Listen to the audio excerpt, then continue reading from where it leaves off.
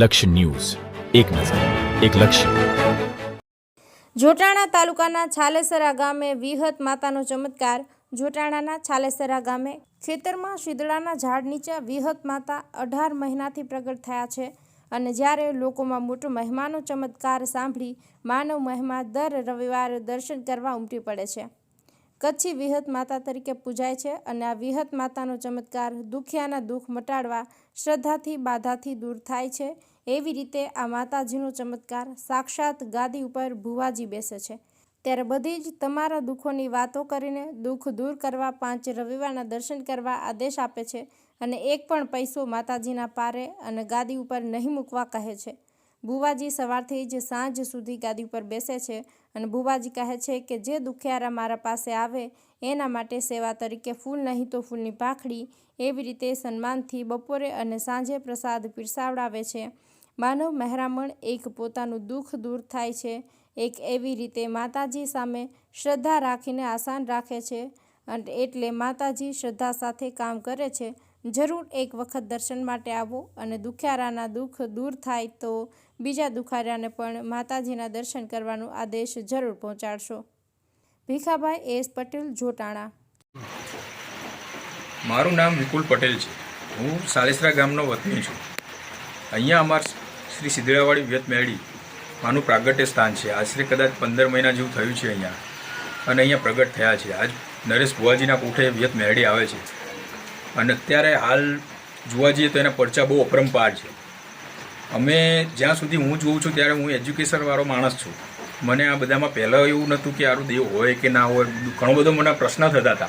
પણ આજે જ્યારે એ દેવને મેં જોયું અને મને પારખ ખબર પડી કે દેવ દુનિયામાં હોય અને હોય જ અને છે જ.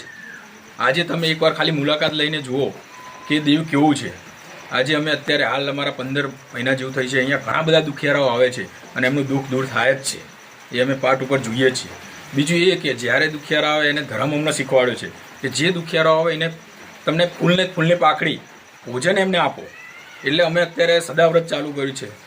સવાર અને બપોર અને સાંજ એ બંને ટાઈમે એને અમે ભોજન ખવડાવીએ છીએ અને એમને જે બી દુઃખ હોય અહીંયા કહીને જાય છે, માતાજીના ત્યાં શરણોમાં મૂકીને જાય છે અને અવશ્ય માતાજી એમનું કામ કરે જ છે.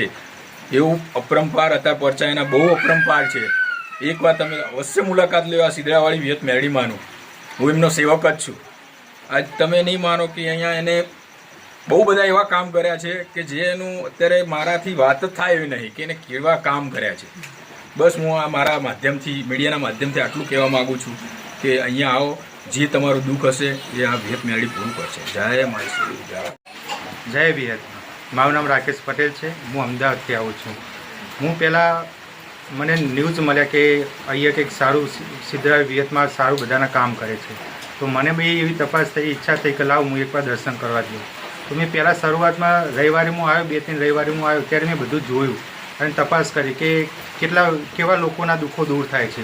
તો મેં એ નજરે બી જોયું કે કેટલા બી લોકોના દુઃખો દૂર થયા. તો મને પણ એવું થયું કે લાવ હું પણ કંઈક પૂછું મારા વિશે. તો મેં પૂછ્યું તો એ પછી આજ 6 મહિના થયા. તો એ પછી મારા સારી એવી પ્રગતિ છે મારી અને બિઝનેસની અંદર પણ સારો મારો ગ્રોથ છે અને ઘરની અંદર પણ પરિસ્થિતિ બી સારી છે અત્યારે.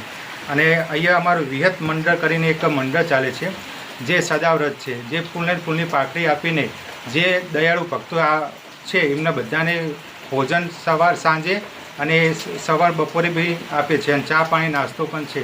અહીંનો એક એવો નિયમ છે કે અહીંયા કોઈએ રૂપિયો મૂકવાનો નથી આવતો અને પોતાની અગરબત્તી એમને જાતે અહીં અગરબત્તી હોય છે. એ અગરબત્તી બી આપણે જ નહીં લાવવાની, પણ એમની પડેલી અગરબત્તીમાંથી જ બી અગરબત્તી કરીને અહીં મૂકવામાં આવે છે. તો આ સિદ્ધરાવાડી વિહત માતાનો બહુ જોરદાર પરચો છે અને ખરેખર એમ તો અહીં ઘણી બધી પબ્લિક એવી આવે છે કે આઈ થિંક 1000 જેવી પબ્લિકો આવતી હશે, એમાંથી 200 જણા જમીને જતા હશે એમ. અને ઘણા બધાના આશીર્વાદથી સારા એવા બધાના કામ થાય છે. જય વિહત, જય મેળી.